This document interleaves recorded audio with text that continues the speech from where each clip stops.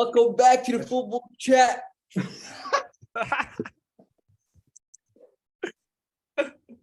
ماشي اوكي خد دي. طب الف مبروك لحسين زكي اللي ما راحش الماتش وما دفعش 120 يورو على يشوف داني كارفاخال كام نص الملعب لمده 20 ثانيه، وليفاندوفسكي اللي اكله النجيله. سقف لحسين زكي يا جماعه. يا جدعان what the ass.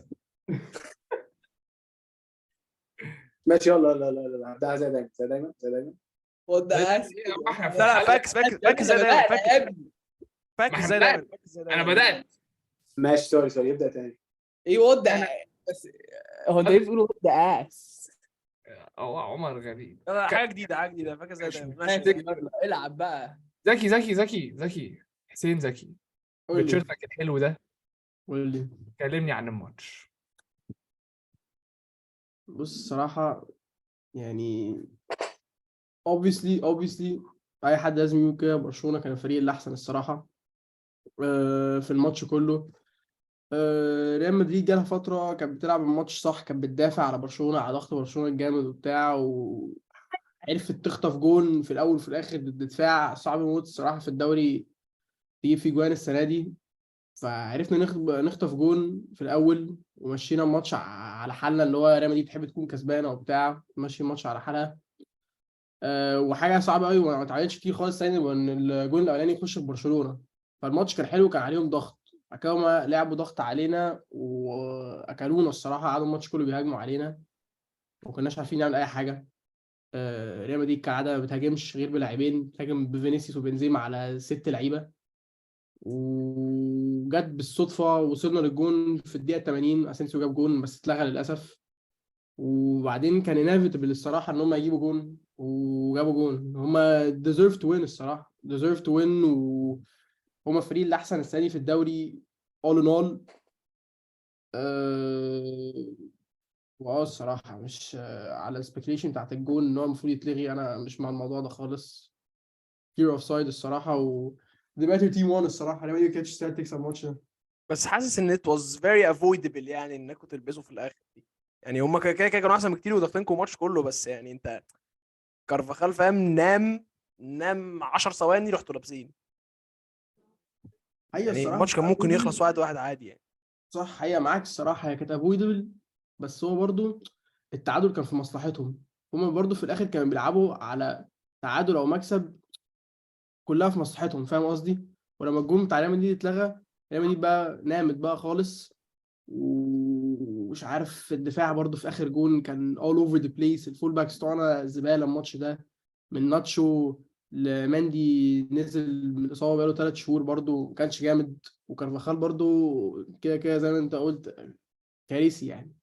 فهو فول باكس ناموا في الاخر، وبرشلونه عملت حتى الاحلى من التعادل بتاعها. يعني التعادل كانت تخليها 9 نقط وكانت تكون مستريحه من غير اي كلاسيكو خلاص وبتاع، خلوها احلى بالنسبه لهم، فاهم قصدي؟ فهم كانوا بيلعبوا مستريحين قوي في الاخر، ف يعني كانت افويدبل كده بس فاهم لبسناها في الاخر.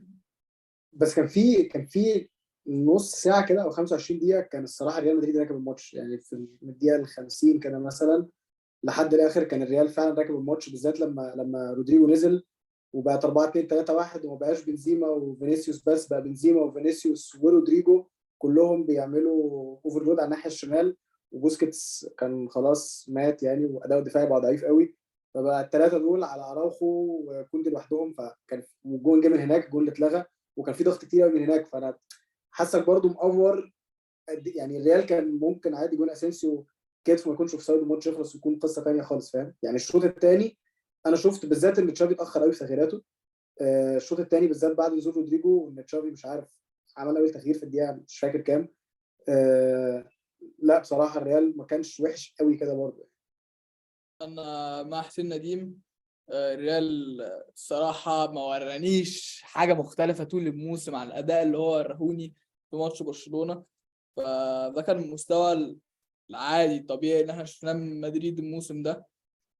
وطبيعي ان انشيلوتي هو اكتر بيعتمد على الانديفيدوال كواليتي بتاعت الفريق، بالذات كل اللعيبه اللي عندك دي بتضطر تعتمد على الانديفيدوال كواليتي، انت مش محتاج تعمل حاجات كتير قوي، وهو كسب بيها تشامبيونز ليج السنه اللي فاتت. هو عنده تاكتكس وكده، بس مش لازم يقعد يتفلسف في حاجات عشان هو كده بيكسب.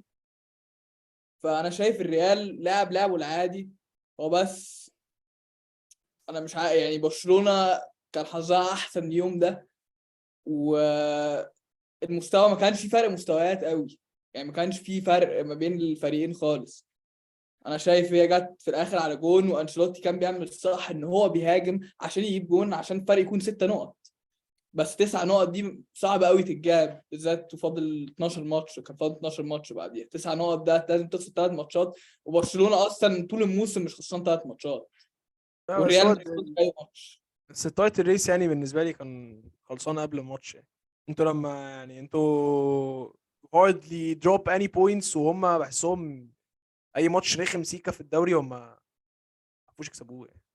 مش عارف ازاي، بس يعني هم انا بحس عندهم اوروبا برضه، عندهم ماشي اوروبا برشلونة عندهم ماشي. اوروبا، رايح لعيبته فهيريح لعيبه، you have a point يعني. ايوه يا شريفو، بس ده مش يعني مش يعني إيه عندهم اوروبا؟ ما انت برضه انت لازم تكسب الدوري. انت بتفكر لا برضه انا بقول لك مش عندهم اللي هو اوروبا، عندهم اوروبا فلعبتهم هتتعب، فالدوري كده كده هيكون برشلوناوي في الاخر ايوه، يعني. بس مش ده الفاكتور. مش برشلونه have nothing to worry about. انا بقول ده فاكتور زياده يبين ان هو فعلا الدوري كان متحدد يعني. بس مش ده اللي هيميك ذا ديفرنس في الماتشات يعني. مش ده اللي هو عشان انا لعبت ماتش زياده فانا هخسر في الدوري. ما هي ارسنال كان يعني انا عارف إن ماشي اوروبا ليج، بس برضه ارسنال عندها ماتشات في اوروبا ليج ومش بيدروب نقط في الدوري يعني.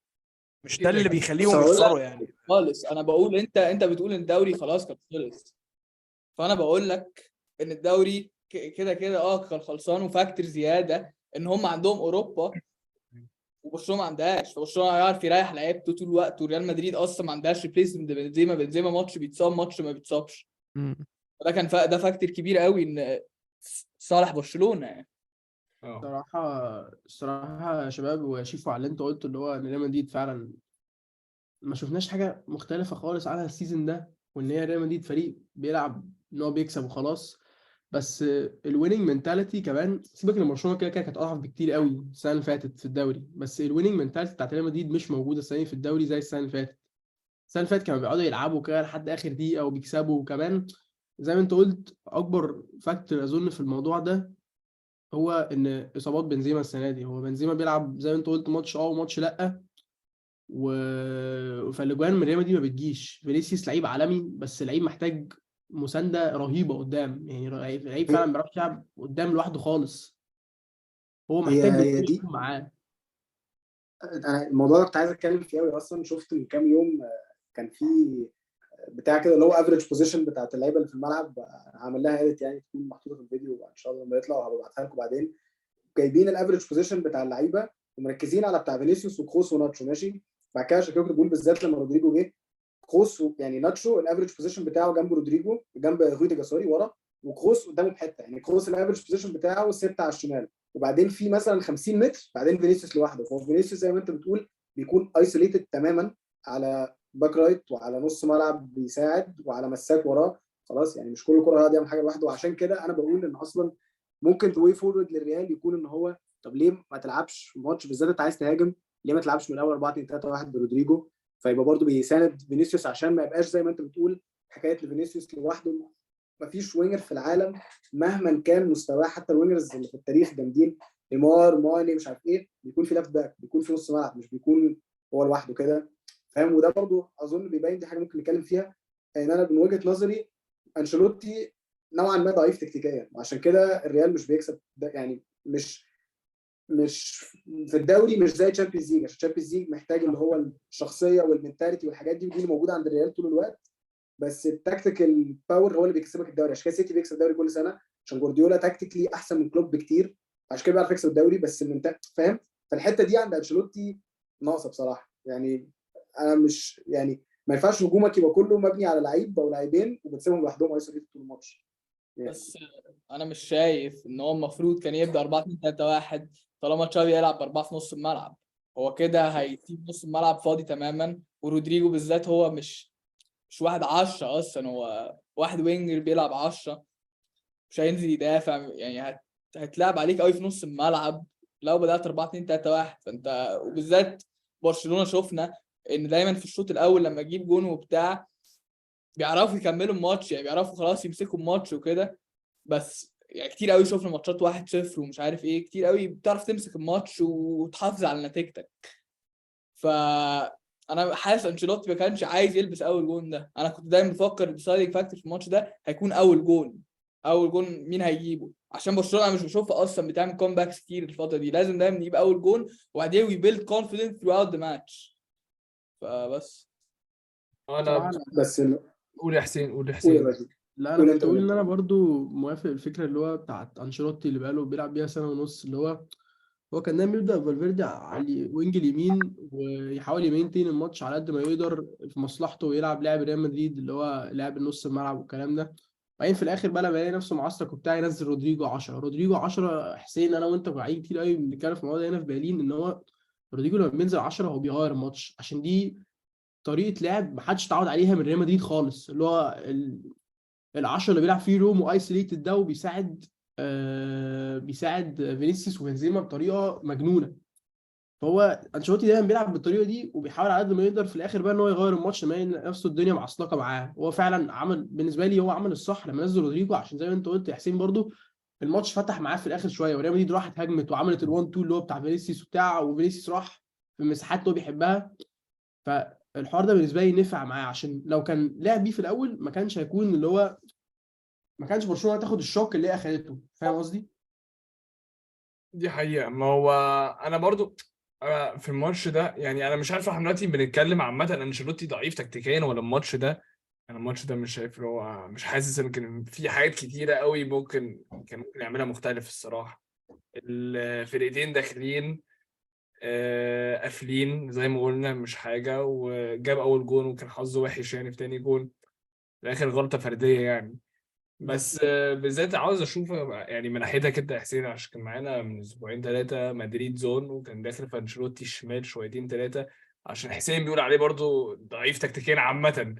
فانت شايف يعني انت مثلا من الشباب اللي هو توخل ان ترين دي، عشان شخصيا انا مش شايف ان دي فكره كويسه خالص.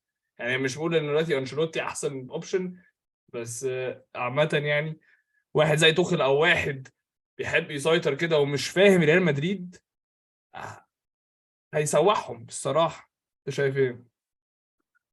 انا الصراحه مش بمشي خالص مع الترين اللي هو بتاع المدربين التكتيكال في ريال مدريد دي. بحسها مش حاجه عمرها نفعت معانا، وحاسس ان احنا السكسس بتاعنا جه كله من المدربين اللي هي زي زيدان وانشيلوتي، اللي هي المدربين اللي هما بقول لك ايه، انا عندي ستارتنج 11 عالمي وعندي دكه عالميه، العبوا يا جدعان متعوني وتصرفوا انتوا. فاهم قصدي؟ اللي هو التكتيكيشنز دي جالنا في مره في النص كده سيزون قذر، جالنا اللي هو اسمه ايه لوبيتاجي، كان بيحاول برضو يعمل معانا شويه تاكتكس وبتاع مش عارف ايه وكده. يا جدعان فشل شاسع، يعني اللي هو ريال مدريد يعني كنا بنلعب حلو بس ما بنكسبش. فاهم قصدي؟ فانت بتعمل العكس. اصل انت لو حد جه قال لك فريقك يلعب حلو بس تخسر، ولا فريقك يلعب وحش ولا تكسب. فاهم قصدي؟ انت اي يوم في الاسبوع تاخد اللي هو فريقك يلعب وحش بس يكسب. هو ريال مدريد مثلا وقت اللي بتيجي ده كانت بتلعب حلو قوي بس بتاعت تخسر وما بنعملش اي حاجه، وفي الاخر ما كسبناش ولا بطوله وكان سيزون قذر. فانا حوار التكتيكال مانجرز في ريال مدريد ده عمري ما اقتنعت بيه الصراحه. توخيل كده كان مدرب عالمي بس انا مش شايفه فيت خالص في ريال مدريد. يا جماعة والتكتيكات مش كل حاجة في المدرب، يعني هو التكتيكات أنا ممكن أقول لك أقل من نص أصلا. يعني فعلا إنك تدي اللعيب، إنك تشتغل مع اللعيب وتديله كونفيدنس وتبيلد ويننج منتاليتي في الفريق، دي حاجة أنا شايفها أهم من التكتيكات. وغير كده في بقى عنصر تاني خالص. إيه ده؟ كمل احنا سامعين. معلش أيوه سامعني؟ ايوه عادي. في عنصر تاني خالص غير التكتيكات والمنتاليتي وبتاع، كواليتي اللعيبه يا جدعان. كواليتي اللعيب بتفرق بشكل، يعني لعيبه ريال مدريد كلها ال11 فعلا كواليتي عالميه، واللي على الدكه كواليتي عالميه. تكنيكال كواليتي دي بتفرق بطريقه مش عاديه. انت مهما عايز امبلمنت اني تاكتكس وعايز تعمل ايه ومش عارف ايه، مش هتعرف تعملها من غير ما يكون عندك لعيبه كويسه، والله العظيم. عشان كده بيب ما كانش ناجح مع سيتي قبل ما يجيب اللعيبه اللي هو عايزها. ف ماشي بس دي حته صغيره، يعني مش عايز اقول ايه صغيره قوي، بس صغيره، هي حته عنصر بس هي مش كل حاجه. وانشيلوتي عنده حته تكتيكات ضعيفه، بس عنده حته الويننج منتاليتي دي كبيره قوي، وعنده اللعيبه بقول لك في مستوى تاني خالص يعني. حس انشيلوتي كويس يعني، اللي هو من احتفالات الشامبيونز ليج بس، لما مش عارف فيني طلع قال فيني ولا رودريجو مش فاكر، لما قالوا مش عارف ان انشيلوتي is like our friend we would do anything for انشيلوتي وبتاع. هو حته المان مانجمنت عند انشيلوتي دي الكويسه يعني، هي اللي فرقوا عن مدربين تانيين يعني. اكيد بس ايوه بقول اللي انا قاعد بفكر فيه اللي هو قابلني في كاس عالم اللي جاي لو انشيلوتي مسك البرازيل مثلا. هو في رومرز كبيره على فكره عن الموضوع ده على فكره، والموضوع بيتفتح كل شويه تاني وانا مش فاهمه الصراحه. لا بس بس البرازيل العالم، لينك لكذا حد يعني، ما اظنش انها يعني مش احسن. بص ماشي انا معاك وكده كده الويننج منتاليتي مهمه وكده اوكي، بس يعني برضو لازم يكون في حاجات في ريال مدريد فعلا ضعيفه، هم بيكسبوا، بس يعني مش كل سنه زي مدريد زون كان بيقول كده، مش كل سنه هعمل كومباك، مش كل سنه هتمشي معايا، مش كل يعني ايفنشلي هضطر اكون الفريق الاحسن، يعني اكون بجد الفريق الاحسن، مش الفريق اللي عنده شخصيه، لازم اكون بجد الفريق الاحسن. وريال مدريد عنده نقط ضعف في فريقه كبيره، يعني كيكا نص الملعب مثلا كواليتي رهيبه اوكي، بس الفول باكات بتوعه ما تدفعش فيهم 2 جنيه، يعني كارفاخال اوكي بيتيرن اب في الماتشات الشامبيونز ليج، بس غير كده مستواه نص نص. ناتشو نص نص، مندي نص نص، لسه بتكلم على فينيسيوس اللي هو اصلا يعني فينيسيوس وبنزيما هو الديناميك الوحيد الهجومي بتاعك اللي بيقربك من اي نجاح هجومي او اي خطوره هجوميه، فبالتالي انت لما تقطع عنهم اي سبلاي وما تجيبلهمش نص ملعب يطلع يعني. الفريق ده لو عنده مدرب تكتيكال كويس ممكن ياخدهم في حته ثانيه، يعني مثلا توخل مثلا، انا بشوف توخل بالنسبه لي من احسن 2-3 مدربين في العالم، عشان هو فعلا بيعرف يعني ان انت تشتغل باللعيبه اللي عندك حاجه جامده قوي، وكمان هو يكون عنده لعيبه جامده فيعرف ياخد ريال مدريد للليفل الجاي.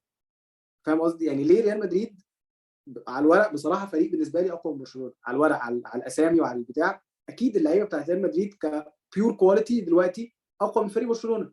ليه تبقى خسران الدوري فرق 12 بونت؟ يعني ليه؟ مش حاجه عاديه بصراحه. طب انا عندي سؤال، يعني لو مثلا مكان زيدان، اقول واحد تكتيكيا اضعف شويه، لو مكان زيدان كان ماسك واحد تكتيكيا اقوى، ارتيتا، جوارديولا، اي حد قوي قوي تكتيكيا، كان هيكسب 3 ورا بعض؟ لا طبعا، بس الفريق ده يعني الفريق بتاع دلوقتي مش زي الفريق بتاع ساعتها، يعني هو برضه الفريق بتاع دلوقتي قوي، بس الفريق بتاع ساعتها كان قوي بطريقه ثانيه، وكان عندهم قوي قوي. احسن باك ليفت وباك رايت وسنتر باك واحسن 3 نص ملعب، والتاني احسن لعيب في العالم واحسن هداف في العالم. خلاص يعني الفريق ده بيلعب لوحده. الفريق بتاع دلوقتي مش بيلعب لوحده عشان فيه نقط ضعف في الفريق زي الباك ليفت زي مش عارف ايه، خلاص مش دايما هتعرف تخلي الفريق يشيلك يعني، فاهم؟ وممكن ريال مدريد يكسب الشامبيونز ليج، ومش بقول انهم مش هيكسبوا الشامبيونز ليج، وانا قلت في الاول اصلا ان هم مهما كان في الشامبيونز ليج بالذات الشامبيونز ليج مش محتاج تبقى تكتيكيا قوي يعني، محتاج بس تبقى عندك منتاليتي ومش عارف ايه، ممكن يكسبوا الشامبيونز ليج تاني. بس انا بقول ان نقط الضعف اللي فيهم بتخليهم ان هو بالظبط اللي انت ليه التاني على الدوري فرق 12 بونت. بس حسين معلش يا شيف، بس حسين او غالبا شيفو كان هيقول حاجه شبيهه ليا، بس دي النقطه، هو ده ريال مدريد. يعني انت بتقول زيدان مسك معاه فريق ايه؟ ريال مدريد دايما هيبقى عندهم بالون دور وينر في الفريق، دايما هيبقى عندهم من احسن 5 لعيبه في العالم هيبقى عندهم 2 مثلا. دي شخصيه ريال مدريد يعني حسين، تحسبهم يعني مش عارف لو انت مختلف عني، بس هو دي شخصيتهم يعني. في حسين كمل على الكلام باز، في لعيبه مش هينفع معاها فلسفه جوارديولا وارتيتا، في لعيبه مش هينفع معاهم الكلام ده، مش بينفع معاهم يعني. خلاص انت انت يمنشن قبل كده في حلقه يتيك الكرياتيفيتي اوت من اللعيب. وريال ماشي. مدريد بنزيما وفيني وبتاع الانطوهات دي كلها اولد سكول فوتبول، فاهم قصدي؟ ماشي انت مش موجوده كتير في الفرق كلها دلوقتي، عشان فرق يعني مدربين كتير قوي بقى تاكتيكلي ديفلوب في فرق كبيره، ما تشوفش قوي حته المتعه دي اللي هي الانديفيدوال كواليتي الاولد سكول دي، مش موجوده في حتت كتير، بس فدي هي كومبنسيت موضوع التاكتكس يعني.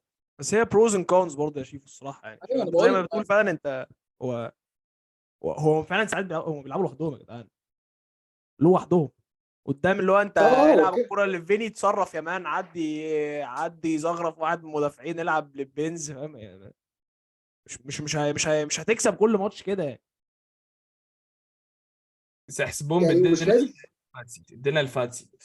انت عاوز اصل يعني تخيل، عاوزينكم بس تخيلوا الموقف، بنتفرج على ماتش مدريد في سانتياغو، واقفين 3-4-3 وبيقفلوا نص الملعب، ودايما في الليفت باك بيأندر لاب وبينفرت، وبعد كده التاني ما هيجي. مستحيل ما تتخيلها، مستحيل تتخيلها. فاهم قصدي؟ مش عارف اتخيلها. الصراحه يعني الصراحه والله انا هي بتكمبنسيت موضوع التاكتكس يعني. هي اكيد جايه بس بص بيب بقى يلعب تحس لعيبته متبرمجه قوي يا جدعان. بتحس كده يعني لما تتفرج على سيتي او ارسنال بتحس اللعيبه متبرمجه قوي. بس يا جدعان، ما هي مش يا ابيض يا اسود يعني. مش لازم يا اما يبقى عندي واحد يعني ضعيف تكتيكيا، ولا يبقى عندي واحد بيلعب ب4 سنتر باكس و6 نص ملعب والحاجات الغريبه اللي بيب بيعملها دي. ليه؟ ما على فكره توخل من اكتر المدربين فليكسبل اللي انا شفتهم يعني. توخل كان بيقول، مش فاكر كان اسمها ايه، اللي هو حاجه ما كانتش موجوده في المانيا لما هو ابتدى يكون مدرب، ان هو ان انا مش عندي فلسفه وبمشي بيها طول الموسم، انا عندي فلسفه على كل ماتش بظبطها يعني. بيبين قد ايه هو مدرب فليكسبل. هو مش لازم لما يروح ريال مدريد خلاص العب 3-4-3 انفيرتد. لا، ده كان شغال مع سكواد تشيلسي وكسب تشامبيونز ليج بسكواد مش قوي الصراحه. ليه ما يروحش ريال مدريد ويعمل يعني يظبط نفسه على سكواد ريال مدريد؟ يعني ممكن ابقى شويه كده شويه كده، مش لازم ابقى بس تكتيكال او بس منتاليتي، فاهم؟ بس في نفس الوقت فشل مع باريس، نفس الفكره. فشل مع باريس يعني. في هو الشامبيونز ليج. بصراحه هو اكتر واحد بالنسبه لي نجح مع باريس في الفتره اللي فاتت. هو خسر فاينل فعلا، فاين مارجنز يعني، هو الكوره جت في اتهان. العارضه. بس ده ما يتقالش عليه فشل يا باز الصراحه، لما تكون وصلت فريق ده اول مره في حياته الفاينل، يعني هو ما فشلش، فاهم. لا لو ما بالظبط. كانش في الفاينل يا باز الصراحه. ما تهنش خالص، ما تهنش خالص. هو جاب كوره في العارضه، نيمار جاب كوره في العارضه، ومبابي ضيع كوره في فتره رامي كان بيقول ان هو ممكن يجيبها، اللي هو التاب ان دي. كده رامي بيحور يعني، بس يعني المفروض مبابي يجيبها جول. خلاص لو كنتين جول دول جول ماتش 2-0 في ماتش تاني. لا، فاين ولاعب مارجنز لاعب فرقه مرعبه يعني. لاعب فرقه ما كسب انسى ده كانت برشلونه مرعبه. 8. اه. لاعب فرقه كسب برشلونه 8-2 فاهم. سنه كورونا ما تتحسبش طب اصلا. حسين، انت ايه رايك؟ يعني انت دلوقتي لو عندك اوبشن، همشي انشيلوتي واجيب توخل مثلا. الا لا الصراحه انا مش عارف اشرحها ازاي، بس انا ما اجيبش توخل. بس انا برضو الصراحه شايف ان انشيلوتي تاني بنرجع لنفس مشكله سنه 2014 لما كسب معانا لاديسيما. هو لعب سيزون خرافي، والله العظيم لعب سيزون خرافي في 2000 في 2014 لعب سيزون خرافي وكان جامد قوي، وريال مدريد كانت هايله، ورونالدو كان مش عارف جايب 17 جول في الشامبيونز ليج، وكسبنا الكاس ضد برشلونه في الفاينل، والدوري كده كده كنا مع السنه فيه خالص يعني. كان اتلتيكو وبرشلونه بيلعبوا بعض قوي. بعد كده نزل تاني 2015 السيزون اللي بعديه كان جامد يا جدعان. ريال مدريد كانت جامده بجد في بدايه 2015 كان فريق مرعب اقسم بالله، لولا ان طبعا برشلونه اتحولت في نص السيزون وام اس ان وبدايه سواريز ونيمار وميسي وبهدلوا السيزون ده. بس هو دايما بيعمل نفس الحاجه. السنه اللي فاتت ريال مدريد جامده قوي تحتيه، بقوا داخلين هungry وعايزين يكسبوا بطولات كتيره، كسبوا الشامبيونز ليج كسبوا الدوري. والسنه دي برضو تاني نفس الحاجه. ريال مدريد دخل السيزون قويه قوي وهungry، وكان في اول السيزون فاكرين لما كسبنا برشلونه 3-1 في البرنابيو، ولعبنا ماتش خرافي اقسم بالله. وبعديها تاني في نص السيزون بقى يبدا بقى يقعد سلولي يخري، يخسر بقى، يقعد يتعادل نقط هبله في الدوري. يخسر لي من مايوركا على رايو فاليكانو، على يتعادل لي مع بيتيس مش عارف ايه كده، يقعد يخسر نقط كده. برشلونه مش هتخسرها، وبالذات في سيزون زي ده مش هتخسرها. فهو بيكون هانجري قوي اول سيزون، وبعدين انا ببريدكت تاني ان السيزون ده هيحصل تاني زي ما حصل في 2015. هنبدا جامد والدوري خلاص راح، ومش حاسس ان احنا هنعدي من برشلونه في الكاس برضو الصراحه. والتشامبيونز ليج هنقول الجمله اللي هو عمرك في حياتك ما تتوقع ريال مدريد في الشامبيونز ليج هتعمل ايه، بس انا مش شايف ان احنا اقوى فريق في البطوله السنه دي. شايفها بطوله اسهل من السنه اللي فاتت، بس شايفنا مش اقوى فريق في البطوله السنه دي خالص. انا وبالذات ان احنا مش هنلعب بعد يعني بالذات ان احنا هنلعب بعد اسمه ايه، هنلعب مين الدور الجاي؟ تشيلسي. هتلعبوا تشيلسي هنلعب دلوقتي. تشيلسي بعدها وبعدين كسبان من بايرن وسيتي صح؟ كسبان من بايرن وسيتي، ده يعني ماتش بص رعب. انت تاني لاج لازم يبقى في سانتياغو، غير ما كده هو للاسف ياسين مش في سانتياغو السنه دي. تاني ليج يا باشا ان شاء الله في الاتحاد. تاني لج في عدي بس الاتحاد من فعلا. المصيبه اللي داخله علينا دي. طب بعيدا عن التاكتكس بس وكده يا جدعان، انا عايز يعني ده رايي، مش عارف انتوا شايفين كده ولا لا، بس انا حاسس ان ده كان احلى كلاسيكو اتفرج عليه بقالي فتره. انا فعلا كان في فتره كلاسيكو ما كانش ماتش فارق لي. ده زمان حقيقي. كنت بكون مستني كلاسيكو مثلا اسبوع، انا عارف كلاسيكو الاسبوع الجاي. بقيت 3 سنين مثلا مش فارق لي، بس هو ماتش النهارده كان اول امبارح قصدي كان حلو فشخ يعني، انا فعلا عجبني. كان حلو قوي. سبب من الاسباب يعني الصراحه ان تشافي رجع برشلونه. تشافي من ساعه ما ميسي مشي، او حتى لو ميسي موجود، كان دايما الاعتماد على ميسي في اخر مدربين فالفيردي وكومن وبتاع. بعديها السنه اللي وقعنا فيها خالص تشافي جه ظبط فيها برشلونه الصراحه، ورجع فيها الايدنتيتي بتاعت برشلونه، و بالحاجات المودرن فوتبول بدخل بقى برضه بيس اند باور والكلام ده كله، دخله على قد ما يقدر يعني. هيز ديفلوبينج مع المودرن فوتبول، في نفس الوقت بيلعب ايدنتيتي بتاع برشلونه. فموضوع لذيذ قوي، موضوع حلو، وفي لعيبه تكنيكال، في لعيبه فيري فيزيكال زي بالدي مثلا، رهيب جامد. يعني. ما شفناش جامد لعيب قوي. بالفيزيكال في برشلونه يا جماعه، ما شفنا يعني. دي كان بيقول لك ده مشكله برشلونه، ان هو they didn't adapt to the modern game, they never adapted to the modern game. دلوقتي انا حاسس تشافي بيعمل كده، ولا ايه رايكم؟ الصراحه كده كده، وانا تشافي اصلا من اكتر الحاجات اللي بتضايقني لما الناس تلوم تشافي على خروج برشلونه من تشامبيونز ليج، عشان يعني في اوقات فعلا الموضوع بيكون بره ايد المدرب. يعني احنا مش امبارح كلاسيكو اللي فات برشلونه لعب بخط الدفاع اللي هو مكسبه اراوخو كوندي وكريستنسن بالدي. في تشامبيونز ليج لما خرجوا كانوا بيلعبوا بجارسيا وبيكيه والونزو، مش فاكر مين كان باك رايت. ده مش فريق، ده مش باكات يعني بيكيه جارسيا ده دلوقتي وإيريك. abomination of a football player اقسم. يعني جارسيا فعلا. ماتش انتر ميلان بيكيه كسر اوف سايد يعني انا ما اعملهاش يعني، فاهم؟ ف يعني اكتر كمان من تشافي اللي عمله ان انا اقول الصراحه خروج برشلونه من تشامبيونز ليج فعلا هو لا يلام عليه قوي يعني، لان خلاص بعد شويه خلاص الاصابات بتبوظ الفريق، هتعمل ايه؟ فاهم؟ خلاص هي كده. طب انتوا اسمع شايفين رايك بقى؟ فيه. صراحه عمر، على اللي انت قلته افهمك موت كمشجع مش ريال مدريد وبرشلونه، انك ما كنتش متحمس خالص انك تتفرج على كلاسيكو من ساعه مثلا ما ميسي ما مشي مثلا، حاجات فاهم. افهمك هي قد ايه بالنسبه لك كمشجع مش ريال مدريد وبرشلونه ان هي ما تكونش مسليه خالص بالنسبه لك. بس اللي خلى الكلاسيكو اللي فات ده حلو زي ما شوفوا قال بالظبط، ان برشلونه الصراحه والله بقى فعلا فريق جامد قوي تاني. واللي هو سيبك من الناس تقعد تقول ان هم بيكسبوا 1-0 والنتائج قليله، بس ده اللي انت محتاجه بالظبط عشان تكسب دوري. يعني انت محتاج انك دفاعك يكون قوي وانك تكسب ماتشات 1-0 وخلاص. في ريال مدريد سيزون 2020 اللي هو بتاع الكورونا ده، اقسم بالله كنا بنكسب كل ماتش 1-0، راموس كان بيجيب بنتي بس كسبنا الدوري في الاخر، فاهم؟ فاللي هو ده اللي انت بالظبط انت محتاجه عشان تكسب الدوري. وكمان الواد بالدي فاجر، واراوخو جامد قوي على الناحيه اليمين، كوندي راستي شويه بس كده كده جامد، كريستنسن جامد موت، سيرجيو بوسكيتس حتى بيأداب جامد قوي في السيستم الجديد بتاع برشلونه ده، يعني بقى فعلا جامد قوي تاني. بدري وجافي طبعا رهاب، وعندك هداف صريح قدام. يعني بقالهم من ساعه سواريز ما كانش عندهم الحوار ده. وكمان الوينجات رهاب، يعني رافينيا. خطر انك تكون بتغير على رافينيا وديمبيلي يعني كده كده ماشي. فاتي مستواه نزل جامد، بس لسه برضه عندك فاتي وعندك فاهم، عندك اسامي كتير قوي على الدكه لسه، فاهم؟ وبتنزل كاسي ففي لعيبه، في سكواد، فاهم؟ في روح. هم فاتي رجعوا تاني بقى الروح بالصراحه، دي اللي هو فاتي فرود، فيران توريس فرود. انا هنطلع فرودز في الفرقه دي. unpopular opinion، بوسكيتس فرود. لا مش فروديولنت. popular يعني. لا هو كان دلوقتي جامد بقى هو كان جامد بس هو فروديولنت. هو انتهى على فكره. انا عايز اقول حاجه، ده اظن اول كلاسيكو من ساعه ايام زمان يعني، اللي اقدر اقول عليه قريب من مستوى سيتي وليفربول من سنه 2017 اونوردز يعني، غير السنه دي طبعا لا عشان مش ليفربول للدرجه بقى. برضه، انت كده طيب لو- جدا. لا لا لا انت لا لا لا، عايزين نقول الحقيقه، عايزين نقول الحقيقه.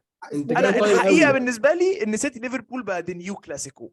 ممكن بقى آه. دلوقتي اللي هو ايه نتكلم ان انتوا ماشي ممكن ترجعوا، بس سيتي ليفربول كان بقاله كام سنه هو ده الماتش اللي الناس ماشي، كلها ممكن اقول لك مستنياه.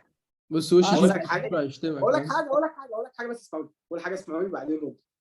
بس عايز بس اقول من الاول، انا مش بقول مستوى اللعيبه، مش بقول مستوى الفرق، انا بقول من مستوى تكنيكال وتكتيكال. ليفربول سيتي 2018 19 اللي كان يوم 3 يناير في الاتحاد اللي ليفربول خسره لما فيرمينو جاب جون هيد واجويرو مش عارف ايه، ده اعلى ماتش كوره كتكتيك وكتكنيكال شفته في حياتي، احلى من اي كلاسيكو بصراحه. الكوره هو ده بيك جون فعلا. ترينت روبرتسون. ده جون الكون في البوكس لما خدها راح بالظبط، بيلبسها في سقف الجون، الكون في سقف الجون وروبرتسون عرضها لفيرمينو، هو ده. ومن وساني ساعتها حط سوري ما التاني. تقدرش تقول لي يعني يتقارن، ممكن يتقارن ببرشلونه وريال مدريد زمان بقى ايام ميسي بقى ورونالدو اكيد اوكي، هو بس ده كان لا ماتش سوري يعني. ده كان ماتش ترينت روبرتسون فيرمينو يا حسين الجون ده. ايوه بالظبط هو ده. بالظبط، هو ده الماتش جون، هو الماتش الماتش ده كان عالمي من الصراحه. من ساعه 2017 18 لما ليفربول كسب اسمه ايه ده سيتي 5 وهم كسبونا برضو 5 واحد كسبونا 4-3 والحاجات دي، من ساعتها لحد ما ليفربول انهار السنه دي كلاسيكو ما كانش قريب من كده بصراحه، لازم نكون صراحه يعني. من ناحيه تكنيكال وتاكتيكال وكده انا فاهم قصدك، بس كلاسيكو يعني احنا متربيين، وكلاسيكو اكبر ماتش في العالم. ماشي، بس فانت فكك تكنيكال وتكتيكال دلوقتي يعني. انا تكنيكال وتكتيكال كده كده سيتي ليفربول كان احسن، بس انا دي بتكلم على انك اللي هو انت الحماس على ماتش الضجه على جماعه ماتش، انت مستني ماتش سيتي ليفربول كانت اكبر برضه يعني. هي مالهاش دعوه جماعه بالكوره سوري برضه يعني. كلاسيكو ممكن تقول عليه نزل شويه برضو عشان ميسي ورونالدو مشي، يعني احسن لاعبين في التاريخ، يعني فكك بقى من اي حاجه، يعني هو كان رايفلي ثانيه خالص بقى، كان في رايفلي ميسي ورونالدو في نفس الوقت، كده كده حاجه كانوا يعني مدين الموضوع، بالظبط. كانوا مدين الموضوع بس يا جدعان والله فعلا ماتشات ليفربول وسيتي دول مستوى الكوره فيهم كان غريب يعني، مستوى الكوره كان غريب والله، كان ماتشات غريبه يعني فاهم اللي هو لا يعني ما اظنش حتى، مش عايز يعني تشتموني بس ما اظنش حتى ان ماتشات ريال مدريد وبرشلونه القدام حتى كانوا بالمستوى ده كمستوى كوره، مش كمستوى اسامي وميسي ورونالدو مش عارف ايه، بس كمستوى كوره بتلعب وتكتيك ومش عارف ايه، ما اظنش ان هي عمرها وصلت الليفل حتى زمان. مش عارف يعني دي مش عارف اقول لك فيها يعني. بس انا نقطتي بره الكوره يعني. انا بتكلم على بس عمر، الحماس سايد. لا عمر انا حاسس ده بس عشان احنا عاملين دوري انجليزي بروباجندا على الاخر. هو كده كده الكلاسيكو اكتر ماتش بيجي له فيور شيب بعد كاس عالم وتشامبيونز ليج رايفلي ما كانش فيه زيها يا جدعان برضو، غير انك تتفرج على في فتره برضو كان موجود اللي هو غير انك تتفرج على اجمل ناديين في العالم بيلعبوا بعض، تتفرج على احسن لاعبين كوره بيلعبوا بعض، وبعد كده كان في برضو مورينيو وجوارديولا بيلعبوا بعض فاهم. فانت يعني تتفرج على الماتش يعني بطريقه اللي هو كل حتى فيها رايفلي فاهم جنب بعض، رايفلي ما كانش فيه زيها يعني. بعد كده بقى يكسبونا 5-0 في الدوري ويطلعونا في الشامبيونز ليج، برايم فوتبول برايم رايفلي يعني مجنون فاهمين قصدي. مورينيو كلوب بعد كل ما قصدي جوارديولا كلوب بعد كل ماتش يقعدوا يحضنوا لي يبوسوا لي في بعض وبتاع، ولا هي تقعد مش عارف ايه. مفيش الرايفلي والحماس كده اللي هو في الماتش اللي هو الخناق وبتاع زي في لا كلاسيكو. لا لا لا لا لا كان في لا لا لا لا لا لا لا ما تقوليش لا يا عبد لا الرازق، لا عبد لا الرازق لا لا لا لا لا لا عبد الرازق عارف انا هرجع لك بقى، لا بجد انا هرجع لك في النقطه دي. جوارديولا ومورينيو من 2011 لحد 2012 اللي هو السنتين اللي 2010 2011 2011 2012 لعيبه برشلونه وريال مدريد كانوا بيخشوا الملعب يقطعوا في بعض بسبب الواد مورينيو. يعني لسه بتفرج على دوكيومنتري النهارده والله، مورينيو جنن اللعيبه جننهم فعلا وخلوه كأنهم دول اعدائكم بجد عايزين يقتلوا امكم ولا حاجه. جنن اللعيبه، حط لهم اللي هي برشلونه الحكام بتساعدهم، برشلونه دول نادي ابن وسخه فاهم، هو حط لهم حاجه في دماغهم انا مش عارف ايه. بس الماتشات كانت بتكون يا جماعه ضرب يعني ضرب ما بيقفش فيها. ده مره مورينيو راح وعمل بوك لتيتو فيلانوفا مساعد مدرب برشلونه ساعتها، يا ابني كان بيحصل حاجات غريبه ولاعيبه مدريد ما اتكلمش مع لعيبه برشلونه في منتخب اسبانيا. لا كانت رايفي دي عامله زي اهلي والزمالك بس في اسبانيا يعني. يا ابني وبص ما هي صراحه هي ما ينفعش تتقارن الصراحه سيتي ليفربول يعني اول تايم، بس انا احنا بتكلم على الوقت اللي فات. يا ابني مش فاكر بعد الماتش بتاعنا لما خسرنا في انفيلد كان في انترناشونال بريك وبعديها جو جوميز خربش ستيرلينج واتخانقوا انا فاكر. واتخانقوا في التريننج كامب ومش عارف وستيرلينج ماشي حاجه كده. لا يعني بس انا عايزكم يعني انا بس هي بصراحه برضه انا مش هسيب الموقف ده لحد ما تعترفوا يا جدعان ان 3 سنين اللي فاتوا سيتي ليفربول كانوا اكبر من كلاسيكو. لازم اكبر يعني. ماشي اكبر طبيعي يعني، ماشي اكيد كان اكبر من كلاسيكو، بس والله لما تقارن البرايم والبرايم اللي هو برايم كلاسيكو وبرايم ليفربول لا نو واي نو مفيش مقارنه يعني.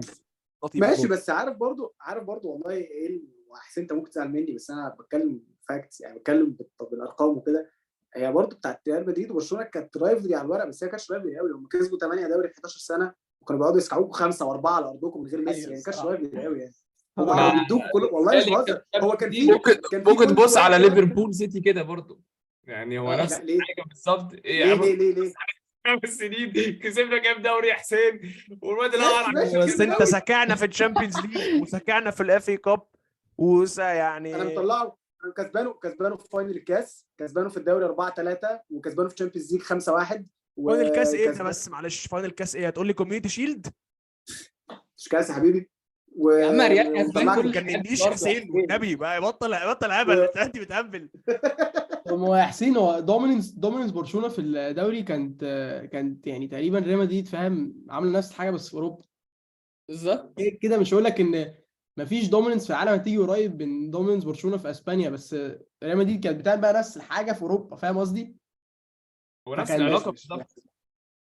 بس ايه بس ماتشاتكم بينكم وبين بعض بالذات. انا بتكلم قبل 2015، بتكلم اللي هو زمان ايام جوارديولا وكده. يعني ايه في ايه يعني؟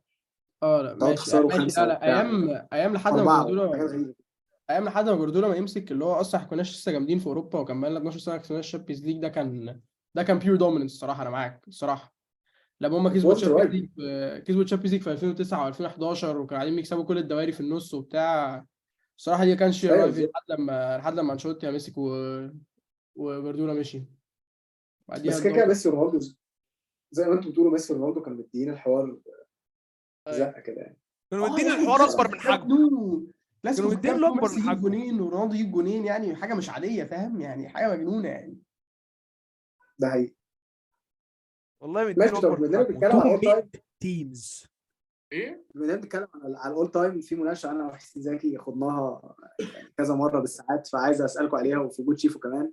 هل ايه ده؟ مودريتش دلوقتي عدى انيستا في الاول تايم رانكينجز نص الملعب؟ عشان انا شايف لا، ومش هيعديه مهما كسب كام تشامبيونز ليج وعمل ايه، عمره ما هيعديه. بس يعني ايه رايك في الحوار ده؟ آه، احنا في الموضوع ده كتير وانا وحسين اتخانقنا يعني والله وقفش عليا وبتاع انا فاكر ويعني اصل هو الحاجات دي بتفرق معاه قوي. فبيبدا بقى باقي العيله، احنا عندنا حاجه في العيله والله نبدا والله نقفش على بعض باقي القعده بقى. مره اتخانقنا على كلاسيكو وقعدنا قافشين على بعض فتره، فهنخش في الحوار ده تاني هنقفش على بعض. بس اتكلموا انت انا عاوز اتكلموا اعرف انت بجد، يعني. عاوز اعرف رايي بس انا عارف راي اه حسين، بس عاوز اعرف راي سليم وراي عمر والله. نتكلم عن نيوترينز. انا بص انا ممكن اكلاريفاي حاجه دلوقتي. انا ما اظنش ان انا بكره فريقين في العالم زي انا بكره ريال مدريد وبرشلونه. ماشي. فانا ممكن اقول لك طلعني من الحوار ده عشان كنا انا بفكر فيه ان جيرارد احسن من الاثنين اصلا. والله يا العظيم عم يا باز اقسم بالله انا كنت لسه جاي اقول طلعوني انا من الحوار ده عشان انا اتخانقت قبل عشان هي كده مع حد توريه. في الحوار ده. مش فاكر مين. لا مش هي توريه لذيذ، بس انا اتخانقت مع حد قبل كده في الحوار ده عشان انا قلت ان دي بروين بالنسبه لي احسن من مودريتش، وده تكره فاكت. الجاس. بص انا مش تكره هجاص، الجاس. ده بالنسبه لي فاكت. الصراحه نرجع الجاس. فوق للحوار. دماغي بالون دور ولوكيتا، بس لوكي دي بي ولا دي من اوحش تكره فوتبول الجاس كده. بلايز اللي انا سمعتها في حياتي اقسم بالله. رايي. unpopular opinion بس يعني دي بروين يا مان. انت آه، بتقول أظن ايه؟ اظن يا سحس هي بترجع بقى في الحته دي بقى للبايست اوبينيون بقى، اللي هو انهي فريق احسن فريق في التاريخ. اللي مشجع ريال مدريد دايما يكون ريال مدريد، ومشجع برشلونه دايما يكون برشلونه. فانت مهما هتسال مين، مش حاسس ان هتلاقي حل الموضوع. ممكن يكون في حد احسن من التاني، بس انا ما شفتش لاعبين قريبين زي كده في حياتي بجد عمري. يعني بالنسبه لي بقرب من ميسي ورونالدو الصراحه. اللاعبين دول فعلا قريبين قوي من بعض، وانا بتعصب قوي من الناس تقعد تقول لي مفيش مقارنه، انيستا مش عارف ايه وانيستا مش عارف ايه وبتاع. هم اصلا ما اتفرجوش على انيستا. بس خلينا خلاص ساكتين، خلينا ما ساكتين انت في الموضوع. ما انت قلتها طب الصراحه معلش يا حسين، ان انا يعني عايز بس اقول حاجه على حوار انيستا ده، ان انا يعني حاسس ان انت مش يعني او انا مش هعرف اقول انيستا احسن او مودريتش احسن، عشان انا ما اتفرجتش على انيستا على قد ما اتفرجت على مودريتش مثلا. ماشي ده حقيقي، بس انا اتفرجت على انيستا كفايه ان انا اكون فاكر اللعيب ده كان بيعمل ايه. وانا في حاجه بصراحه بتضايقني الناس لما بتكون راي على لعيب، الانجازات مش بتغير مستوى اللعيب. يعني ايه؟ يعني مثلا دلوقتي لو معرفش، تعالى نتخيل ان في بيندالف كان فضل في سيتي ماشي، وجوارديولا حوله وخلاه نص ملعب ماشي قوي في السيستم، وكسب 15 دوري ورا بعض ماشي، وثلاثه تشامبيونز ليج، مش هيكون احسن من انيستا برضه. مش فارق لي عمل ايه، زي ما هالاند عمره ما هيكون احسن من ميسي. لو جاب تمام 1000 جول في 10 ماتشات برضه مش هيكون احسن من ميسي. فمودريتش لو كسب 25 تشامبيونز ليج مش هيكون احسن من انيستا. هي انت بتتفرج بس على الماتش، حسين هي دي الفكره اسمعني بس دي الفكره، ان انت تتفرج على الماتش وتشوف اللعيب ده احسن من اللعيب ده. مش فارق بقى ده كسب كام عمل ايه، الارقام كده كده بتساعد، والارقام بتوريك، والارقام بتوريك مين لعيب افكتيف مش عارف ايه. بس بالذات في نص الملعب انت بتتفرج على الماتش، اللعيب ده احسن من اللعيب ده. الارقام اوكي يعني ماشي، اوكي يكسب بالون دور، يكسب 7 بالون دور، يكسب كاس العالم لوحده، مش فارق لي، مش هيكون احسن من انيستا عشان انا اتفرجت على انيستا بيلعب كوره وعارف اللعيب ده بيعمل ايه، واللعيب الثاني ما يعرفش يعمل اللعيب الاولاني بيعمله. بس مش كده بس هو احسن ابني. خلاص. ايوه بس طب ثاني زي والنبي، قول. انا عشان هو انا عايز بس اقول حاجه، عشان حسين قال حوار لو حد كسب يعني مثلا ده كسب ده فهو احسن. بس انا على قد ما في ناس بتقول ده احسن من التاني على هو كسب ايه وهو كسب ايه، انت يعني لازم برضو تكونسيدر فاكتور النوستالجيا، اللي هو مثلا انيستا جاتوسو مثلا زمان، وانت عمرك شفت جاتوسو بيلعب، بس جاتوسو المفروض ليجند ولعيب قديم كبير وبتاع. جاتوسو اجمد من رودري بكتير يا جدعان. جاتوسو ده احسن سي دي ام في التاريخ، ودي الحقيقه. انت في ناس كده فشخ اللي هو ده لعيب قديم وبيطلع على انستا ترول فوتبول كل اسبوع منه كومبيليشن حلوه، فاهم؟ ده لا، ده كان لعيب كبير واحسن من اي حد بيلعب دلوقتي، فاهم يعني؟ معاك حق معاك حق فين ده معاك موضوع حق. الورك كلاس اللي انا وانت اتكلمنا عليه فيه، اللي هو بتاع ارين روبن وساديو انت ماني. بتعرف يا جدعان، شوفوا انت كنت عايز تقول حاجه في العيال تقولها، بس انا عايز بس احكي لكم اللي حصل ده. كنا بنتكلم على اللعيبه وورد كلاس ولا لا ماشي، بعدين قلت لهم ماني، قعدوا يفكروا وماني ده وورد كلاس ولا لا مش عارف ايه، بعدين قلت افرا، هم الاثنين وورد كلاس. وورد كلاس على ايه؟ ايوه ما اشلي هي كول دي وورد ما كلاس. بالظبط. هو ده. ما حدش فيهم شاف اشلي كول. وبعدين قلت له شنايدر، قال لي كيكا وورد كلاس ليه بقى وورد كلاس شنايدر؟ ايه شنايدر؟ عامل ايه شنايدر يعني؟ شيفو كنت عايز تقول ايه على حوار انيستا وكده؟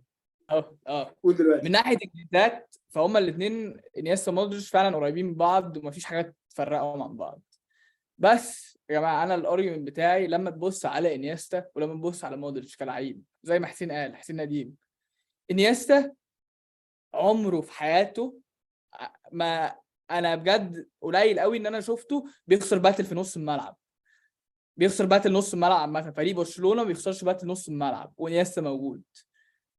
مودريتش كتير قوي الريال بيخسر باتل نص الملعب. هو فريق يا جدعان، هو في الاول وفي الاخر فريق عناصر كتير، وعنصر نص الملعب في برشلونه عمره ما كان نقطه ضعف وانيستا موجود. وده يعني فانا حاسس ان ريال مدريد كتير قوي بيتلعب عليهم سهل قوي، ودي غير انها ترجع للمدرب، هي برضه ترجع لنص الملعب. يعني ان روبرتو اندري جوميز وراكيتيتش والناس دي ساعات لعبت على مودريتش جيم يعني. فدي حاجه شايفها الصراحه تبين فرق كواليتي يعني. بالظبط. وبعدين برضو حاجه تانية قبل ما انت عايزك ترد، انتوا اكتر حاجه الناس بتدافع عن مودريتش وعن فريق ريال مدريد عامه او عن مودريتش بالذات يعني، بتكون الانجازات وكسب ومش كسب.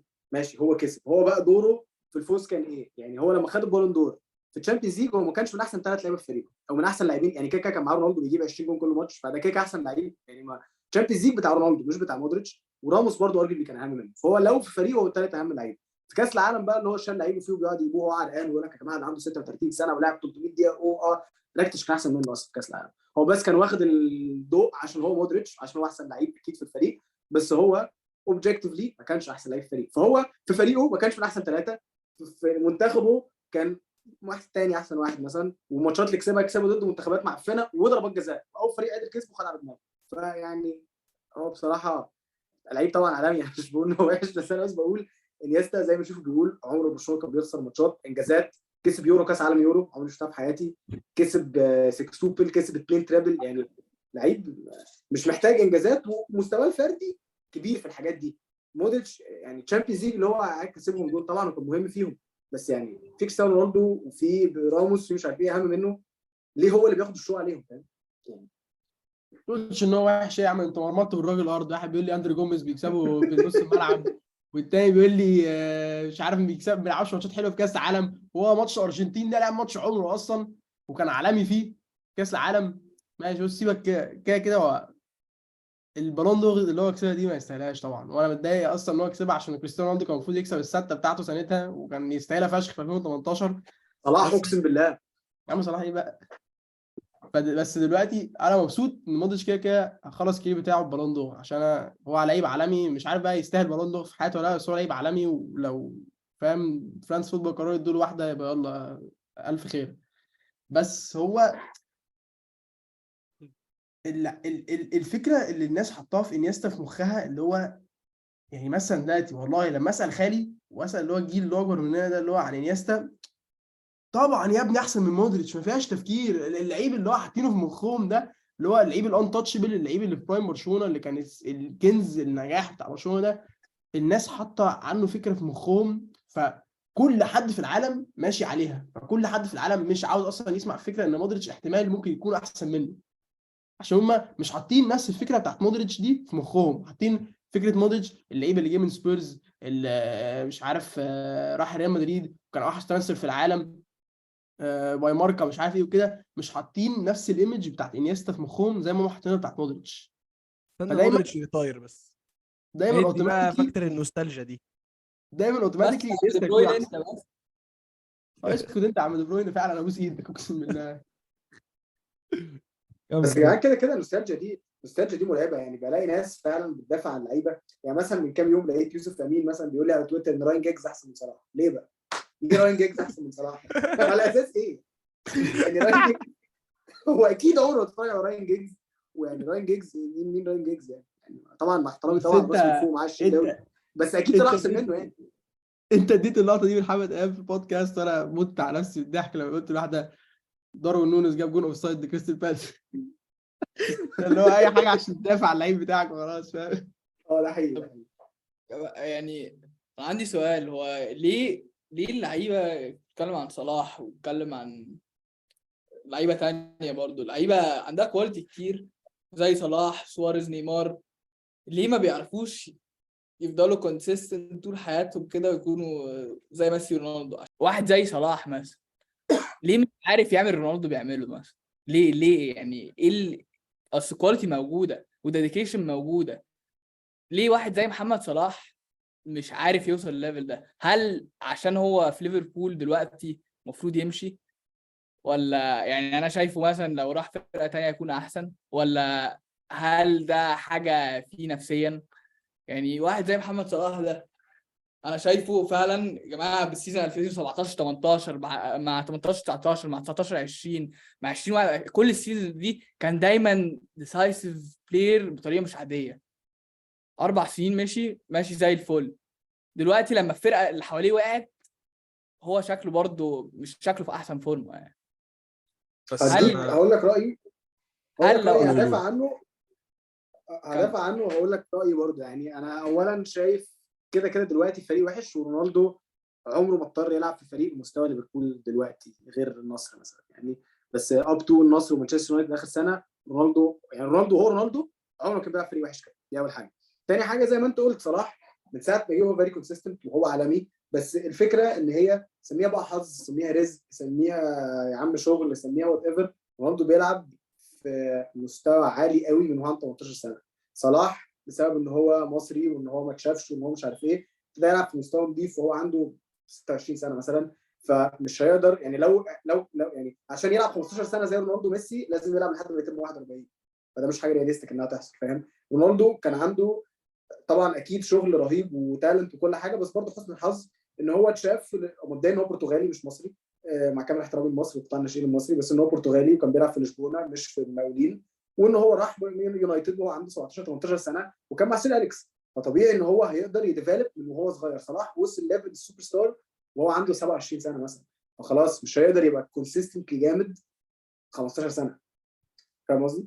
لا بس هيتم كمان برضه هي السؤال unfair، برضه سؤال unfair يعني، عشان يعني اللي انت ما ينفعش لما تيجي تقارنه برونالدو وميسي. يعني انا حاسس ان يعني رونالدو وميسي السقف، يعني سقف السقف انك تقعد 15 سنه بتلعب كده، دي مش حاجه عاديه.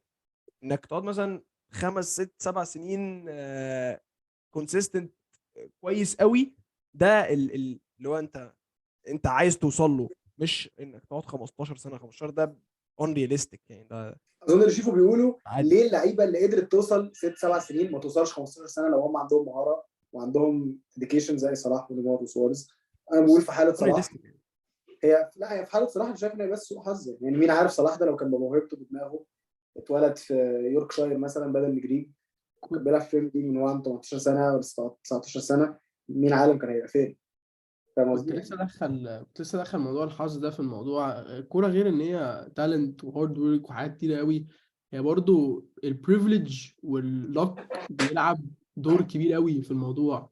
اكيد لعيبه زي رونالدو، سيبك من ميسي ده عشان ميسي دي حاجه مختلفه خالص، لعيبه زي رونالدو دي هو عنده بريفليج ان هو يلعب في فريق زي ريال مدريد ده في عزه. ومش فاكر مين كان قال كده، اظن جورنالست قبل كده كان قال الموضوع ده، ريال مدريد is where you win بالون دورز، فاهم قصدي؟ برشلونه is where you win بالون دورز. فانت بتلعب في اجمد فريق او ارجيو تاني اجمد فريق في التاريخ الكوره في عزه، فانت دي بريفليج رهيبه انك تلعب في الوقت ده هناك، فاهم قصدي؟ فانت كده كده اوتوماتيكلي اسمك هيكون دايما اون توب. كان الناس الكلام دايما هيكون عليك، البالون دورز دايما هتكون بتاعتك، البطولات دايما هتكون بتاعتك. طبعا صلاح كده كده برضه لعب في فريق عالمي في عزه في وقت عالمي ليه، بس برضه الحظ ما كانش معاه احسن حاجه زي ما انت قلت يا حسين، الحظ ان هو ما اكتشفش من زمان. رونالدو بيلعب في مانشستر يونايتد وهو عنده مش عارف 20 سنه ولا 21 سنه ولا حاجه كده، بيلعب في الدوري الانجليزي، فارجبي من احسن الفرق اللي في تاريخ الدوري يعني. هو في حته البريفليج وحته الحظ اللي لعيبه الكوره دي يعني رهيبه، يعني بتلعب فاكتور ابن كلب في الموضوع الصراحه. قول يا يعني جماعه، قول يا بس. لا انا بفكر يعني هو بس عشان صلاح يمكن اكزامبل صعب شويه. يعني نيمار فيه كلام اكتر، بس كلنا عارفين ايه عيب نيمار، ليه نيمار ما وصلش للمستوى ده. يعني كلنا عارفين السهرة فوق اللعب. بس برضو عند صلاح يعني اللي انا بفكر فيه برضو هو يا جدعان في اخر اليوم هو برضو كان له فرصته لحد ما في تشيلسي، يعني من سن بدري قوي يعني. ومش مش كده يا حسين، هو جاله فرصة، هو كان هناك في التمارين مرة قال اللي هو كان بيتضغط عليه جامد قوي في التمرين. هو بس فعلا انا مش فاكر مين كان مدرب تشيلسي ساعتها، بس انا ما اظن اللي مورينيو. كان مورينيو. كان مورينيو آه. كانوا بيقولوا برضه ان مورينيو كان غشيم عليه، مش يعني بس في اخر اليوم هو فعلا انا شايف بس السبب الوحيد ان رونالدو عارف يعمل حاجه وينافس مع ميسي علشان مدريد، زي ما احنا قلنا مدريد بتاع براندرات. سير اليكس مليون في المية فاكتور بالظبط ما كانش موجود. انا شايف كده بس بالظبط، يعني اللي بيبين ان هي مش صلاح مثلا.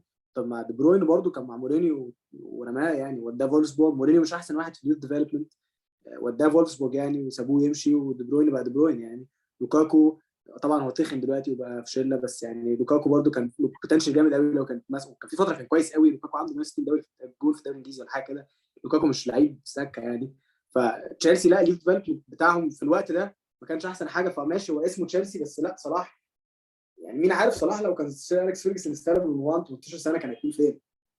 يا محدش جماعه عارف. بس ايوه، فاول حاجه انا شايف يعني مشكله صلاح، وانا شايف اللي يفرق رونالدو عن صلاح، والناس ممكن تقعد تتريق عليا وبتاع، بس كواليتي وايز انا شايفهم قريبين من بعض قوي، بالجول سكورر انستنكس، بكل حاجه هم فعلا قريبين قوي من بعض.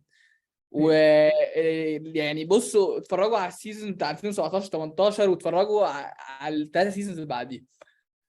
في الاخر كده انا شايف اللي فرق رونالدو عن صلاح ان رونالدو followed a good project، يعني لما لقى بروجكت هو راح بروجكت مدريد عشان كان شايفه developing. هو صلاح كان الصراحه هو يعني معرفته بالنادي، معرفته بنادي ليفربول حاجه، شايف البروجكت في النازل، انا شايف إن صلاح هيغير فريق 100%. صح ودي كانت حاجه هتفرق معاه قوي في كاريره. يعني انت اصلا. شايف ان صلاح كان لازم يمشي قبل الموسم ده؟ بالظبط، انا شايف ان الكارير تشويس دي ان هو لو شايف بروجكت بتاعه واقع ويروح بروجكت شايفه ان هو بيديفلوب، ودي كانت حاجه هتنفع معاه قوي وتخليه فعلا الناس تفتكره من احسن لعيبه في التاريخ بجد. بس في نفس الوقت أنا كنت بفكر، بس يعني انا بسأل سؤال عام يعني دلوقتي، بس هيروح فين؟ ماشي هيروح فين؟ هيقدر ينافس؟ ماشي دلوقتي ليفربول السيزون ده شكله وحش، اخر الصيف اللي فات في اخر اليوم انت لعبت كل نهائي ممكن تلعبه وخسرت الدوري على ماتش.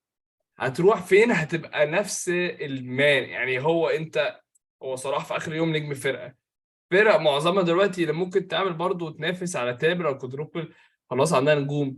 غير مثلا كان ممكن يروح مكان ماني بايان، كان ممكن يروح، كان رياليستيكلي ممكن يلعب على الجبهه اليمين في مدريد، بس بنز وبتاع حاسس ان وفينيسيوس. صلاح حاسس ان صلاح كبير قوي يا باز الصراحه، حاسس ان صلاح لو راح اي حته يبقى النجم.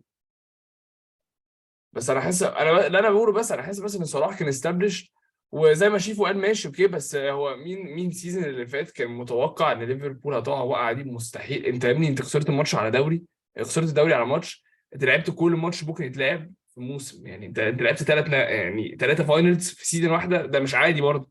كسبت 2 وخسرت 1. بس انت معرفتك باللي يحصل في النادي يا سليم المفروض تعرفك ان البروجكت يعني رونالدو لاحظ ان بروجكت يونايتد في النازل، فقال لك اروح على ريال مدريد واكسب لي 4-5 بالون دور. انا عارف ده كان يعني كان اصغر من صلاح وكده، بس انا حاسس صلاح كان تشويس ان هو كان يمشي من ليفربول بالذات. شايف كل النوادي دلوقتي بقت يعني بتصرف كتير قوي، وده بقت موضه جديده، يعني انك تروح فعلا بروجكت بيتصرف فيه كتير وتعرف to cement yourself as the best player in the world سنتين مثلا الجايين يعني. بص ممكن، بس انا حاسس صلاح فيه برضه حته ان هو عايز يقفل، يعني مش هقول لك يقفل ليفربول، بس هو عايز يقفل ليفربول يعني، وعايز يقفل الدوري. أيوة. يعني هو قال لما كسر رقم فاولر، وقال انا من ساعه ما دخلت الدوري وانا عايز اكسر الرقم ده.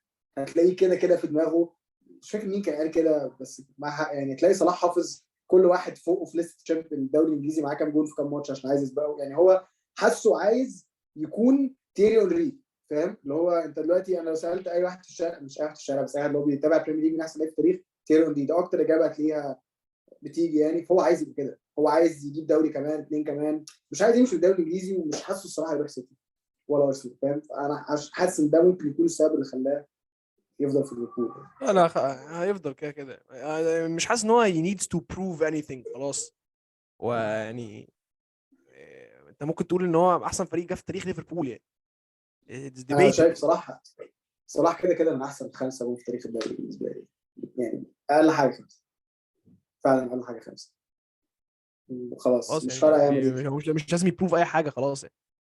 بالظبط. انا اسالك سؤال بقى بالنسبه ان احنا الكلاسيكو بتاعك كان لسه حبه ايام.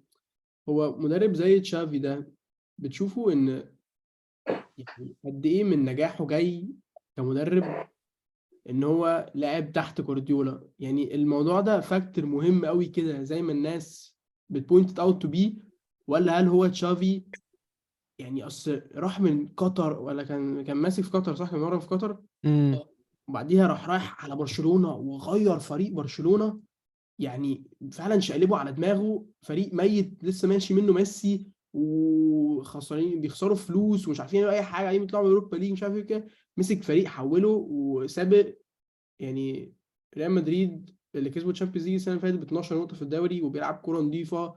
وفعلا برشلونه فريق انا بقول لكم اهو اون ذا رايز تاني. فهل مم. هو النجاح ده كله بيجي من ان هو بيلعب، ان هو لعب تحت جوارديولا بس حبه مواسم؟ يعني المدرب بيأثر قوي كده على اللعيب حتى في مخه. انا بالظبط. مش حاسس اللي هي مأثرة فيه، يعني مش حاسس اللي هو فاكتور اللي هو جوارديولا انفلونس جوارديولا عليه اللي منجحه في برشلونة على قد اللي هو تشافي. فاهم قصدي؟ لا يعني بص على فريق برشلونة دلوقتي يا حسين، انا اسالك قول لي ثلاث لعيبة اللي هم المميزة اللي هو في الفرقة دي، اللي هم هيتبنوا الفرقة هتتبني حواليهم. بيدري، جافي، اراوخو، اتنين في نص الملعب. فاهم قصدي؟ هما مين مدربهم؟ تشافي. نفس الحاجه زي ما انا اقول لك مثلا بس يا باز، ما انت يا باز، بيب كان انت ممكن نص حاجه يعني، بيب كان نص بيب ملعب ايه؟ يعني. بيب كان مستوى تشافي يعني مثلا، لا هنرجع بقى. طبعا، لا طبعا، بس يا باز هي مش صدفه يعني ان عندك تشافي وكومباني وارتيتا ثلاثه لعبوا تحت بيب الاول على الدوري بتاعهم. دي مش صدفه. حبيبي انت انا انت مش بت- مش انت صدفه انت خالص. بتشرب شخصيه فرق المدرب بتاعك، فاهم بالظبط. يعني؟ انت ومع كامل احترامي طبعا للسير اليكس يعني، بس السير اليكس كله كان عارف وكله بيتكلم عن ان هو تكتيكيا مش اقوى حاجه، عشان كده كل تلامذته اولي جونر يعني خد شغلانه يونايتد دي بالمحسوبيه كده وخد على دماغه. بتاع جاري نيفل خسر 7 واترفد. سكولز عمره ما مسك حاجه تحت الدرجه الثانيه. تلامذته مش تكتيكيا بونديتس. نص نص. نص نص ليه؟ لان هو ما كانوش فريق بتاع تاكتكس زي ما انت بتقول. كومباني، تشافي، ارتيتا، هي مش صدفه يعني، هي فعلا مش صدفه. وبيب متعلم من مين؟ متعلم من كرويف. هي مش صدفه. هي انت دي الكوره اللي انت بتتعلمها. عشان كده كنا بنتكلم على فكره الاسبوع اللي فات مع كريم وادم على كده. عشان كده قطاع الناشئين بتاعنا كل المدربين فيه زباله طبعا، مع كامل احترامي ليهم، او معظمهم مش كويسين. ليه؟ عشان هم ما عندهمش لايسنس. وهم اتعلموا كوره منين؟ من الكوره اللي هم كانوا بيلعبوها فين؟ في السكه تحت 20. مين اللي بيعلمهم؟ واحد كان بيلعب في الكوره السكه تحت 20. خلاص هي ابا عن جد كانسر، فهتفضل كانسر. تشافي ابا عن جد تيكي تاكا، هيفضل تيكي تاكا. هي كده مش صدفه يعني. فاهم؟ جوارديولا بس هو برضو يا جدعان كان لعيب، يعني لعيب كوره في الاول في الاخر، فهو شايف الملعب بطريقه انك لما تكسب خبره كلعيب 15 سنه دي حاجه تانية خالص انك تكون مدرب من غير ما تكون لعبت كوره يعني. انك تلعب مع احسن لعيبه، تشوف كل حاجه، انك تفهم الملعب نفسه، في حاجات في الملعب والتحركات والحاجات دي، التاكتكس دي كلها انا شايف انها دي حاجه ممكن تدرس اسهل حاجه في الكوره، بس انك تفهم الملعب بجد دي هي اللي صعبه. ما بالظبط، آه، ما هو ده اللي انا بفكر يعني. انا ممكن دلوقتي اقول رايي عن تشافي عامه. ماشي. هو انا برضو لسه ههدى على تشافي ومش هقول عليه جامد وبتاع، مع انه شكله جامد، عشان انا مقتنع ان هو لسه في الهوني مون فيز شويه الصراحه. زي ما دلوقتي لو كلوب اتطرد، لو جيرارد مسك ليفربول هنجيب توب فور. يعني على قد ما اللي انا بقوله هتبقى يعني ساوندز غبيه، بس هقول لك على حاجه. هو بس ايه المومنتم، الضجه مش بقول على جيرارد جامد، بص عمل ايه في استون فيلا، بس الضجه بس الصراحه يعني انا برضو ظالم تشافي، عشان هو ماشي كان في الاول بيعمل ماتشات حلوه ومعاه مومنتم وكل حاجه، بس دلوقتي انا شايف مدرب بيهاجم بفول باكس، بيغير طريقه لعب برشلونه بس لسه عنده الايدنتيتي. ما عندوش وينج شمال عادي خالص، هنرمي واحد من النص هناك، اتصرف بأدابت حلو الصراحه. خبرته في قطر شكلها يعني ما فادتش المنتخب قوي يعني، بس هو كده كده ديفينتلي هي مساعداه قوي. ويوري لك برضو ان هو واحد زي مثلا جيرارد ولامبارد والشباب اللي هو مستواه كرويا يعني ما كانوش عندهم الخبره دي.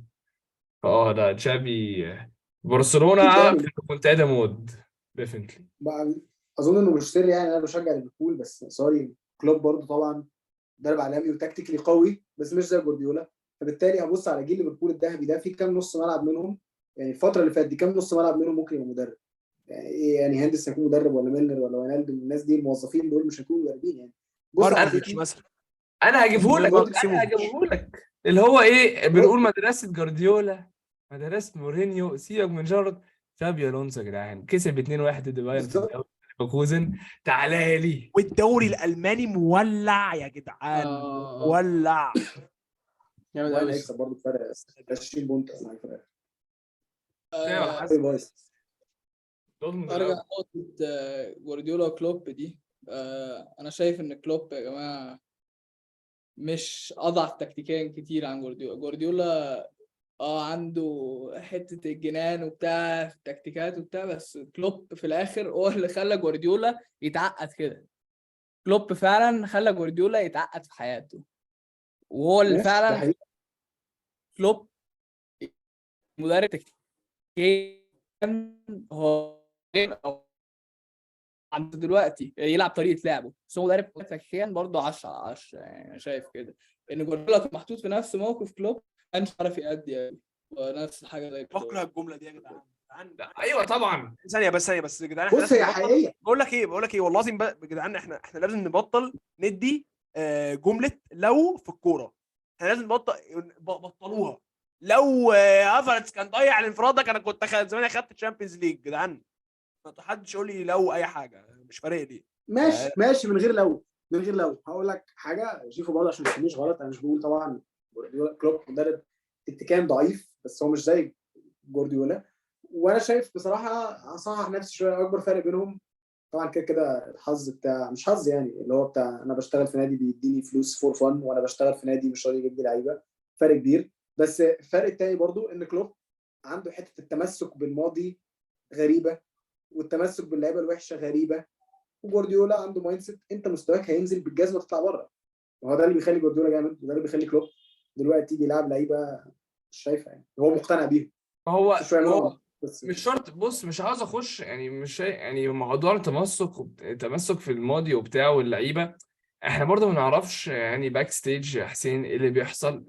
كلوب عنده فريدم قد ايه يختار اللعيبه سيزون كل سيزون، زي اوبفيسلي جوارديولا عنده الحريه دي اكتر.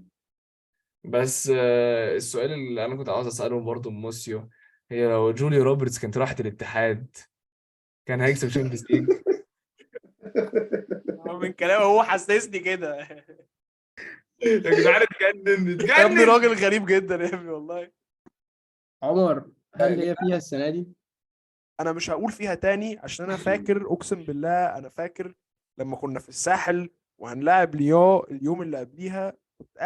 كنا قاعدين في الكابينه وكنت عمال اتجنن واقول بكره سيلفا هيحط 2 وهنكسب وهنعدي ونلعب اي حد في السامي ونكسر الدنيا، واحنا واخدين من ديمبيلي يعني. مش مصدق نفسي. بس انت فانا مش شايف هقول في نفسك حياتي فيفرت ان السنه هي دي دي؟ السنه تيجي زي ما تيجي. شايف نفسك الفيفرت السنه دي جنب بايرن وريال مدريد هم ونابولي؟ دايما في الفيفرتس يعني. بص هم دايما انا في شايف الفيفرتس. نفسي في اسطنبول السنه دي. اسطنبول. انا شايف نفسي ماشي. اسطنبول، بس انا مش عارف انا انا ليه شايف اما زي اخر تخسروا مره في ولا ايه. اسطنبول جوارديولا يقعد هناك ياخد اجازه ويصلح الصلعه علشان هو بالظبط يطلع صعب. صعب شويه. يعني بص انا شايفنا بنحجز التيكتس يا جدعان خلاص. انا بقول لكم شايف نفسي في اسطنبول السنه دي بس. مش حاسك هتعدي البايرن الصراحه. ولا انا مش حاسس. لو بص لو عدينا من بايرن احنا وصلنا في فاينل. لا على هيعدوا. دي زي على سيره اسطنبول يا جماعه، عندي حاجه لازم اعترفها. لما جبنا التاني ضد مدريد انا فتحت جوجل فلايتس وبصيت التذكره بكام. لما جبتوا ايه تاني؟ الجول ضد التاني. مدريد. طب اقول لك ضد اوحش مدريد. منها، انا لما جبنا التاني ضد مدريد انا مخي راح ان دلوقتي هنكسب ريال مدريد، وصلاح هو هداف تشامبيونز ليج وهياخد هداف تشامبيونز ليج وهياخد تشامبيونز ليج وهيكسب البالون دور يعني فاهم خلاص. الصراحه بالنسبه لي اسعد خلاص 10 يعني. دقايق في السيزون بتوع ليفربول تقريبا. اسعد 10 دقايق في حياتي اقسم بالله. عمر، مش شايفنا لو عدينا احنا الاثنين الصراحه ان هي فيها ريال مدريد اوبسيتس زي السنه اللي فاتت مانشستر سيتي الصراحه. ولا انا شايفها ولا صعبه انا قوي. عشان هي لو حصلت، لا يعني لو انا مش هستحمل تاني يعني كفايه. انا مش شايف اي فرق من الثلاثه اللي على الناحيه الشمال اللي هو احنا الاثنين وبايرن هيخسروا من، حتى لو الهايب اللي معمول عليهم هيخسروا من نابولي الصراحه. مش لا شايف اي حد من مستحيل الثلاثة يخسروا من نابولي. يعني عشان هي انا مقتنع ان اللي بيبقى عنده طريقه اصعب للفاينل هو اللي بياخدها. يعني انا جماعه حاسس الدوري الشامبيونز ليج الماني السنه دي. الشامبيونز ليج السنه دي الماني. انا حاسس برضه يا اساس للاسف. البايرن غريب. بس هم مش انبيتبل يا جدعان، هم بيخوفوا مش بس بيت انت بس هم جامدين قوي. لا لا معلش. بس انا اقول لك بس ثانيه. حسين انت عندك السترايكر الاساسي تشوبو موتينج ميد. اوباميكانو اللي هو ميد. افريج مش ميد. اوباميكانو اوباميكانو ايه اللي ميد يا مان؟ ميد اقسم بالله. أوباميكانو مش اوباميكانو ميد. ده اكتر لعيب ميد شفته في لا حياتي. لا لا لا لا لا لا انت لا كده لا لا ظالم، يا انت كده جدعان ظالم. ميد شوفوا ميد موتينج، ميد ميد اقسم شوفوا بالله. موتينج، شوفوا موتينج انا معاك، شوفوا موتينج انا معاك، بس ساديو بيأدي باني بيجيبوا ميد. ادي ماني ما بقاش ساديو اساسي. ماني حبيب قلبي بس للاسف ميد، للاسف. جدعان بص انا هقطع نبري وساني زي بص. القرف برضه الثانيه. لا في يعني عادي يعني. انا هقطع الموسيو عشان ابتدى يخرف، ونخش بقى عليه على السخن بجد. هو الشامبيونز ليج إيه؟ نابولي السنه دي مارادونا. No way. مارادونا بيلعبوا ولا اكنهم فاهم، مدين تيري اونري وبرايم بيركام These داخلين. underdog stories never last اقسم بالله. موناكو، اياكس، اللي بعده اقسم بالله كلهم هيقعدوا يعملوا ضجه كده لحد ما يوصلوا السيمي فاينل والفاينل ويخسروا.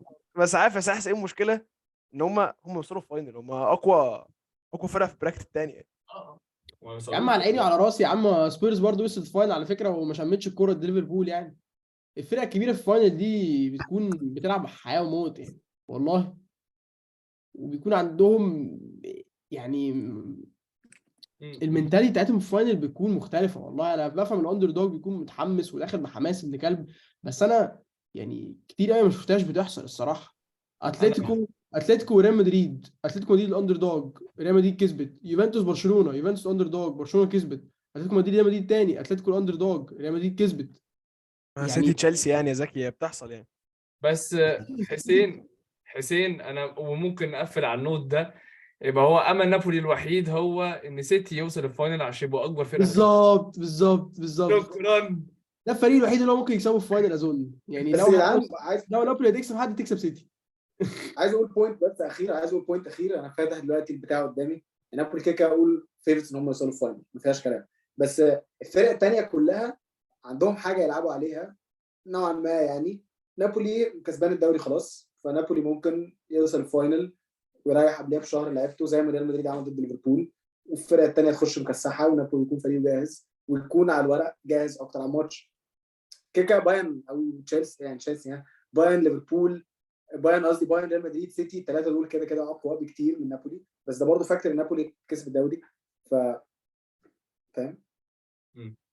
طب ماشي. قبل ما نقفل انا عايز بس حاجه منكم انتوا الثلاثه وشيفو يعني اهلا وسهلا لو تنورنا. بس انا عايزكم توعدوني ان لو سيتي وصلت الفاينل يا جدعان في اسطنبول انتوا هتشدوا معايا، عشان انا شديت معاكم باريس ودي كانت غالبا اوحش اسبوع ليا في حياتي. وانا عارف ان السيتي كانت 5 دقايق وكان زماني بحفل مع جماهير سيتي، كنت قاعد بحفل مع جماهير مدريد. مع جماهير سيتي في الاوضه، انت والثلاثه التانيين قاعدين في الاوضه. يا باشا انا راضي ما عنديش اي مانع. راضي والله. انا هاجي معاك على اسطنبول ماشي. يا صاحبي موعد. ماشي يا احنا ابتدينا ننظم رحلات وكده على الاب. انا شايف ان احنا كده ممكن نقفل كده حلقه حلوه قوي. شكرا شيف وشكرا زكي، نورتونا، ولحد الحلقه الجايه ان شاء الله. فولو لايك سبسكرايب. يا قلبي.